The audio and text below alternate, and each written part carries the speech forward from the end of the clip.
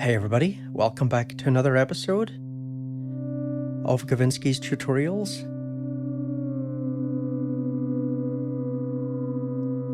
And today I'm looking at Thereminator 2 by Yonac.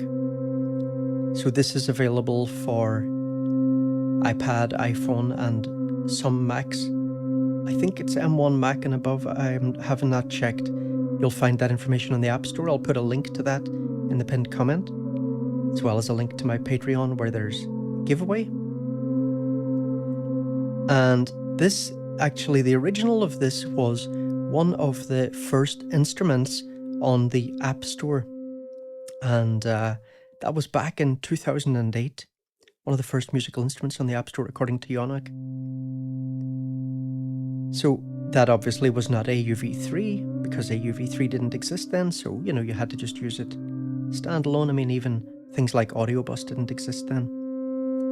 Now, here I am running this through StellarVox by Igor Vasiliev.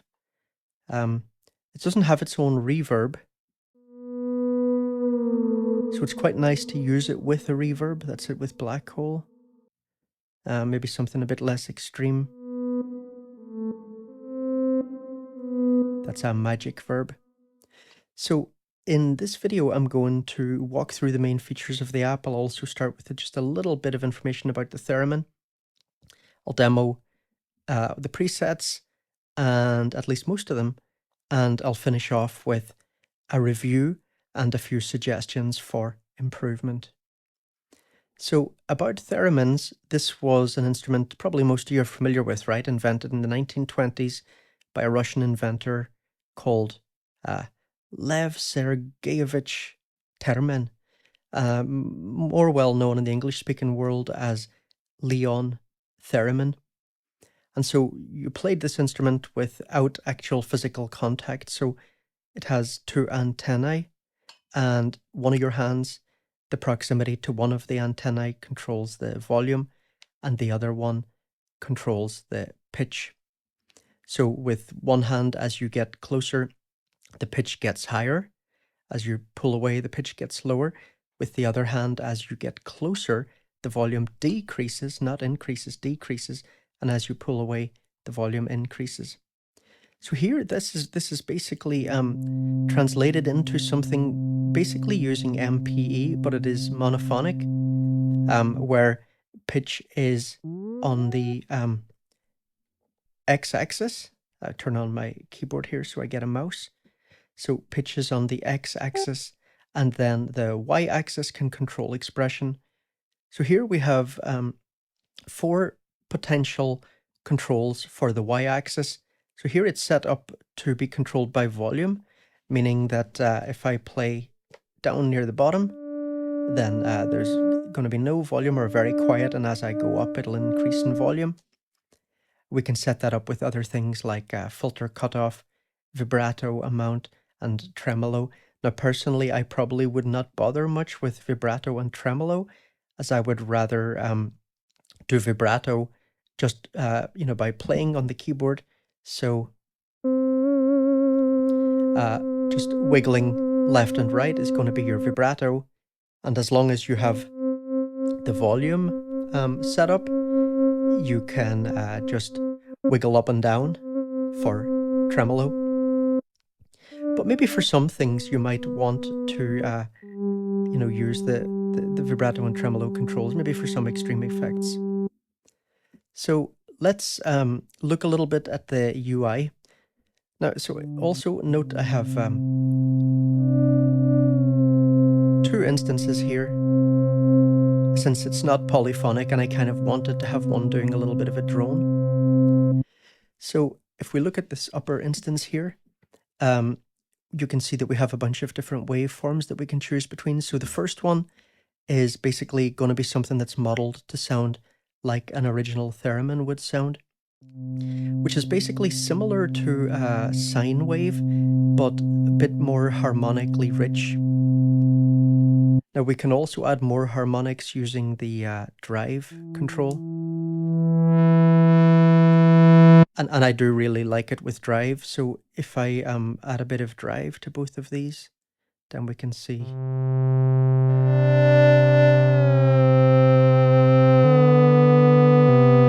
didn't want to do that. Yeah, much more interesting with a bit of drive on it.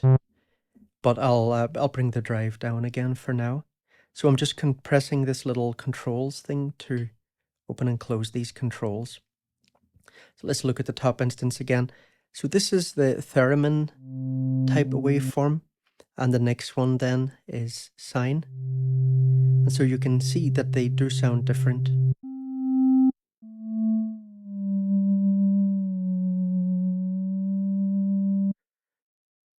And then we have others like triangle. I kind of wish this keyboard had a latch button. As far as I can see, it doesn't. If I'm wrong about that, please someone point out to me where it is. And so then we have square. Oops, sorry, saw.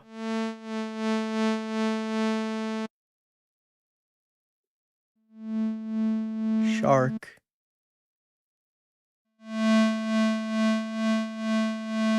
And then 3 different pulse types.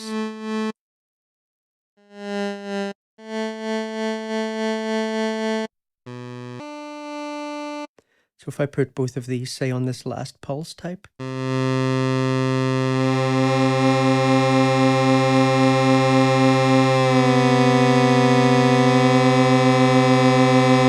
That's pretty cool. Let's try with a little bit of drive. Both.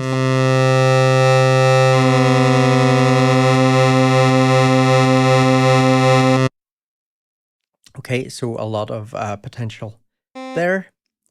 So, I mean, basically you could really do a lot of what this app does just with any MPE synth, really, I think, if it has a way of being set up monophonically. But you would not have some of these waveforms, perhaps, like some of these pulse wave types, or this shark one, and you would not have this modeled theremin sound, but certainly you could approximate some of these sounds with just a regular MPE synth with different waveform types, sine waves and so on, maybe a bit of distortion. So then next we have filter cutoff and resonance, and if we crank the resonance up, that can also be self-oscillating. That's a bit harsh there, isn't it?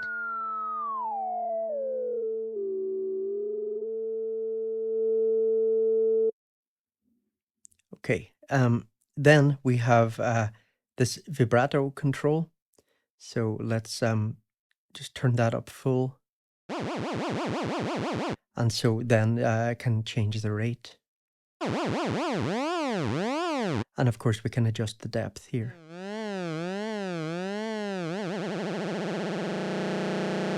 So let's just try very extreme there. So, you know, that's kind of like a bit like a very sort of aggressive FM. And so we can also set this up so that we trigger vibrato on the y-axis. So in that case, playing, let's turn volume off so we've got a stable tone. So here there's no vibrato, but if I slide up, we get that vibrato. So let me put it back the way it was for a second. So I just bring the vibrato amount down. Okay, there we go. All right. And so then here we have the filter set up. So let's just add a little bit of resonance, not too much. And so, you know, that can be nice to play with, definitely. And filter cutoff is a very common thing to modulate with y-axis movements on any MPE synths. It's probably the most common thing that you would modulate there. Okay, let me just reset the filter cutoff. And let's now try tremolo. So I'll increase the tremolo depth. And we have tremolo linked to the y-axis, so if I turn this button off, now we're going to have tremolo anywhere we play on the y-axis. But if I turn this on, we won't have tremolo at the bottom. We'll only have it as we go up, and the depth will increase as we go up, and the maximum possible depth will be set by the tremolo knob, the depth knob for the tremolo. And so then we have here now volume and tremolo. So of course you could also, play the notes with one hand and then play around with the rate with the other hand. Since it is monophonic, you're only going to need one hand to play it anyway. And of course then you could have just all of these set up, and that would be pretty extreme. Okay, so let's just turn those off and just set it to volume again. So over here we can set the key and the scale, and there are a lot of different scale types. There isn't any way to search between scales, and there isn't any custom scale. Thing is, a lot of the time when you're playing something like this, if it's MPE and you really want to play very expressively, you might just want to set it to a chromatic scale anyway. I'll talk a bit more about one thing I'd like to see implemented regarding scales later in the video. So then we have this lock thing, which can just lock these controls so that if you're changing presets, the key and scale and so on, as well as MIDI learn settings will stay locked. Then the note snap setting here is really important. So see here with 100 as the value,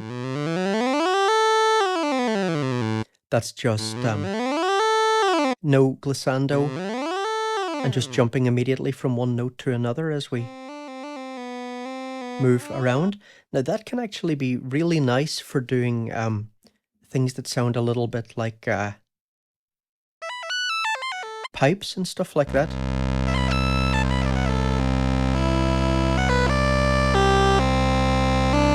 Maybe without the volume adjustments. And you could adjust that so that you have a little bit of let me actually turn the volume sensitivity back on. So you can adjust the note snap. So here there's no snapping whatsoever, so you can glide completely smoothly. And so we could have something where we have a little bit of snapping or a lot of snapping. And again, you could adjust this while you play with one finger if you wanted. So here, there's some MIDI learn stuff. Then down here, we can set a portamento amount.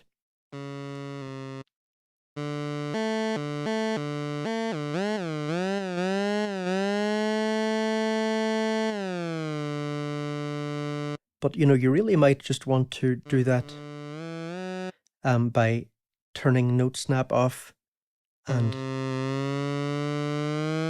just gliding yourself at your own speed. Then you have chorus amount and rate.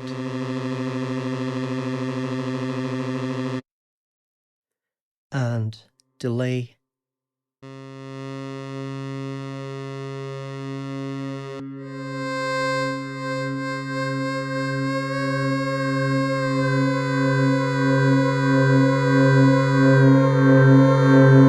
So feedback's a bit high there.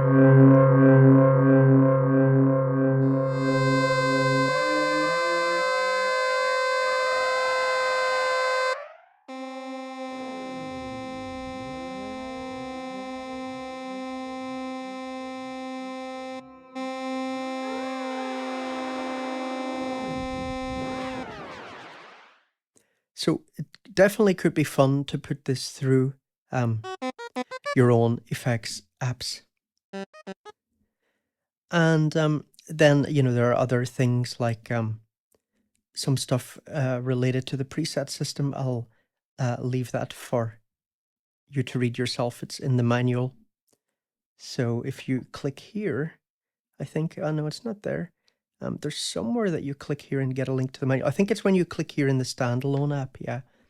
Also, the standalone app has a little inbuilt recording feature, so you can record within the app itself. Here, using this in a host like AUM, which I'm using it in here, you could just record this inside AUM. So the AUv3 does not have built-in recording, doesn't really need it. Then here you adjust how many octaves are shown. So you can have 1, 2, 3, 4, or 5 octaves. And here you can adjust the, where exactly we are in the keyboard. So which note is going to be the first note on the keyboard. So just position it the way you want and then press that again to turn it off. Then you have this control for the output level. So let's just listen to a few presets.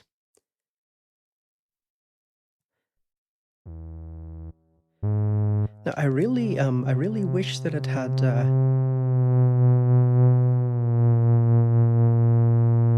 I wish it had forwards and backwards arrows to just quickly scroll through presets without using the manager.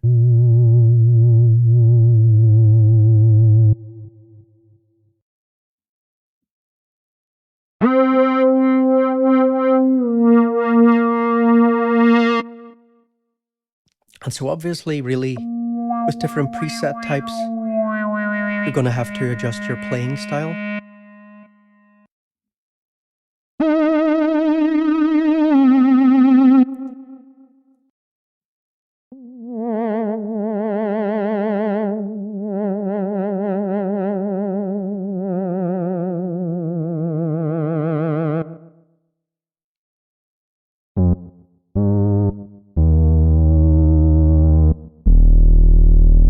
That's pretty nice as a bass.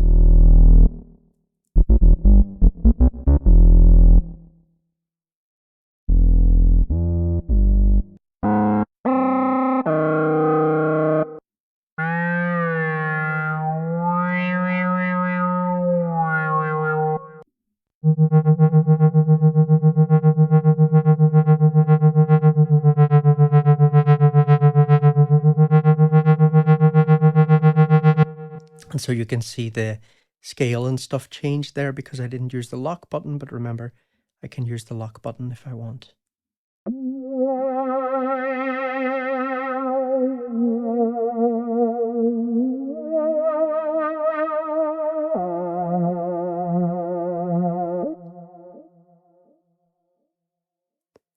So I won't demo all of these.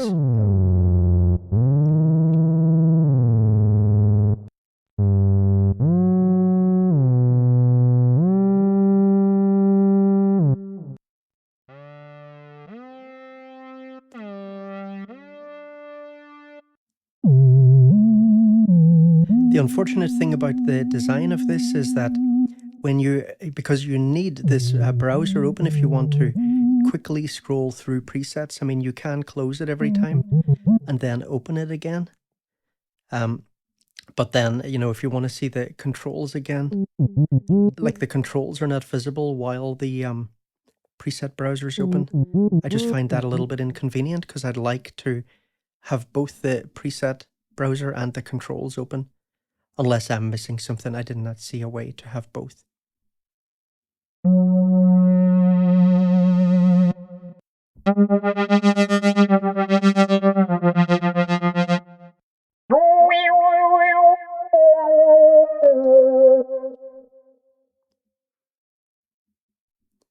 just want to see if lock will lock those vertical controls as well. I can't remember whether it does or not.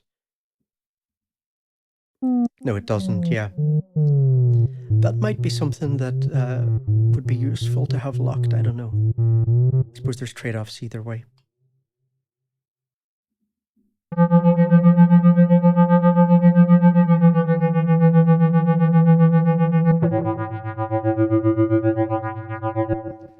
Okay, so before we finish, I want to go through a few little notes that I wrote down here about stuff that I think could be improved or stuff that I wish was there. So the first thing is I kind of wish that it had another option in terms of the scales.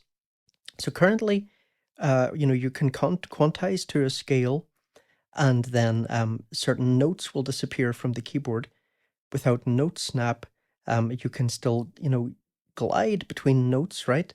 So you could, in theory, play any note, but you might find that, like, for example, depending on the scale that you're playing, the actual interval between any note and the next note, it might be a semitone, or it might be two semitones or whatever, maybe more.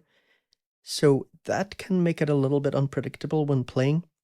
So what I would really like is if there was a way that you could just keep the chromatic keyboard, and when you selected a scale, it didn't actually take out any notes, but it just highlighted the note names for the notes in that scale, so that you could see, which notes you want to move to, but you can still play any of the in-between notes, and the interval between consecutive notes will always be a semitone.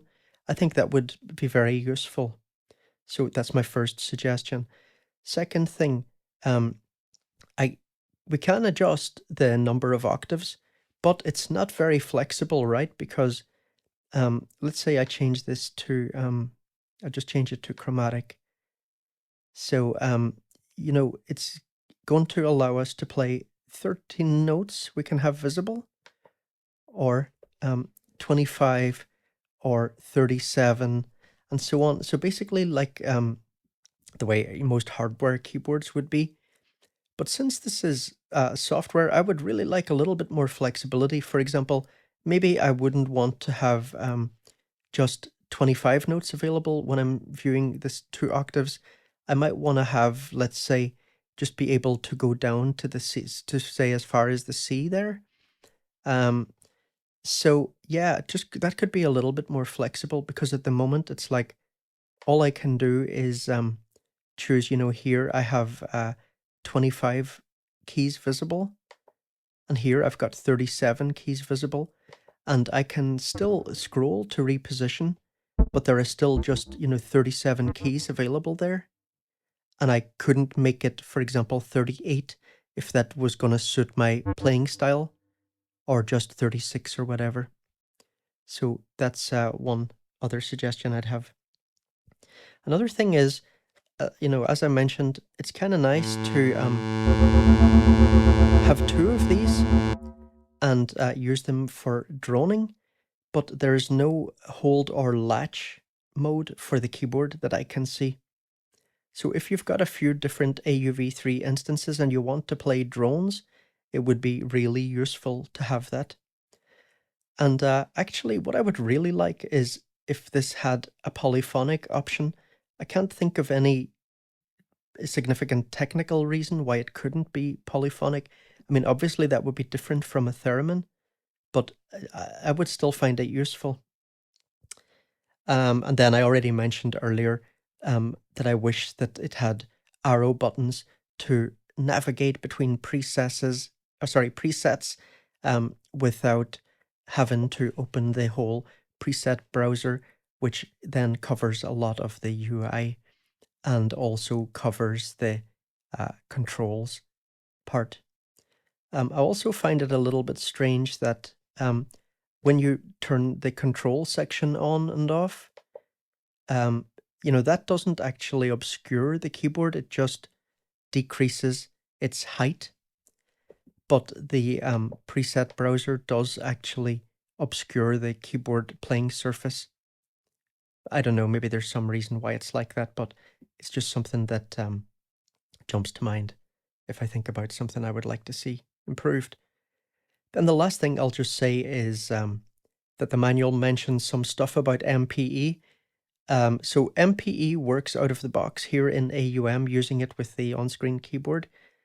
But according to the manual, this might need to be set up for some hosts like GarageBand.